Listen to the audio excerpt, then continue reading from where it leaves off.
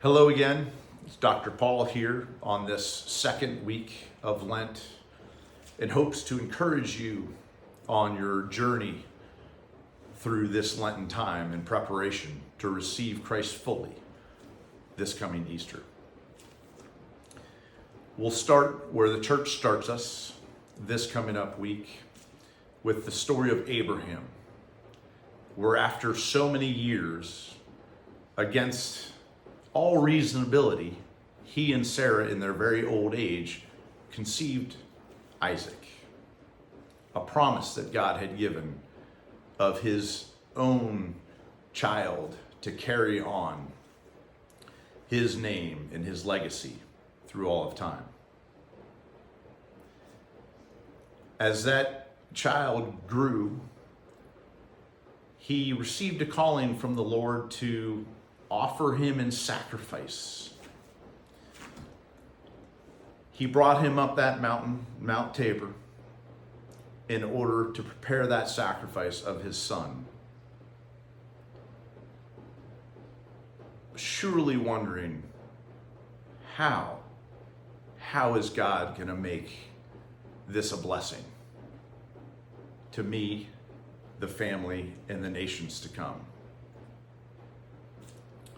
But he, like the story in Maccabees of the mother who watched 7 of her sons killed at the hand of the king, but encouraged them to not turn from their God, to trust that God has eternity and eternal reward waiting for herself, her sons.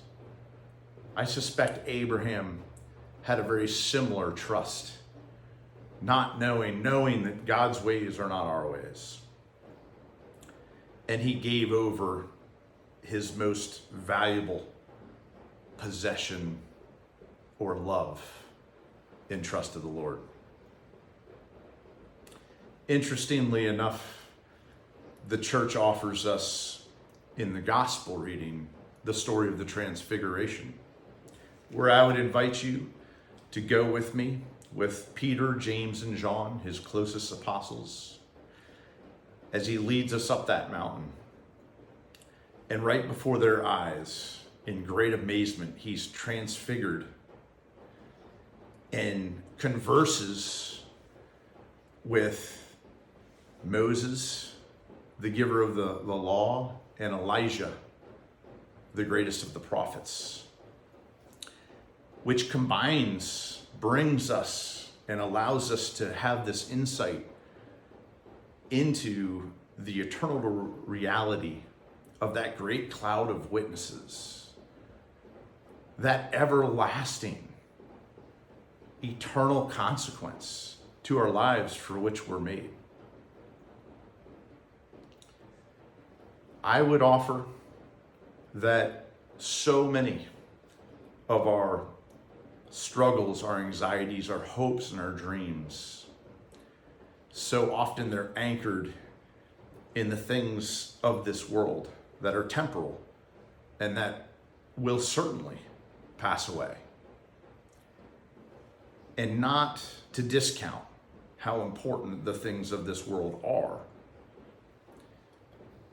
We can walk through some of the unspeakable struggles and difficulties that life brings us when we allow ourselves to lift our chin up and look at our lives with that eternal perspective, rather than trying to understand God's ways, like putting 100 pounds into this 1 pound bag. It does require that we humble ourselves and we trust in this good God, that we see so much evidence that of what waits us eternally. No eye has ever seen, no mind has ever considered. So just as Jesus is conversing with those 2 great figures of the past, here comes that cloud which, interestingly enough, all through the Old Testament, the cloud was the sign of God the Father's presence. And from that cloud came a booming voice that said, "Behold, my beloved Son, listen to him."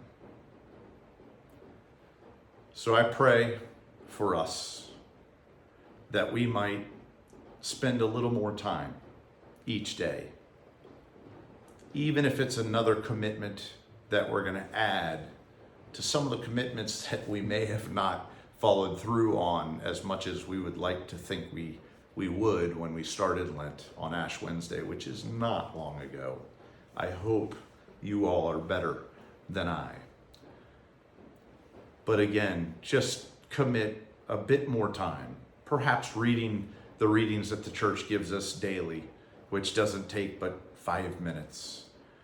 I've situated here in my home where I have my writing desk, my computer, the crucifix, and the Bible, which I would challenge anyone out there who struggles with what they look at on the computer and what they're thinking about and where they look at that computer, to bring it to a place in your home that is in full view.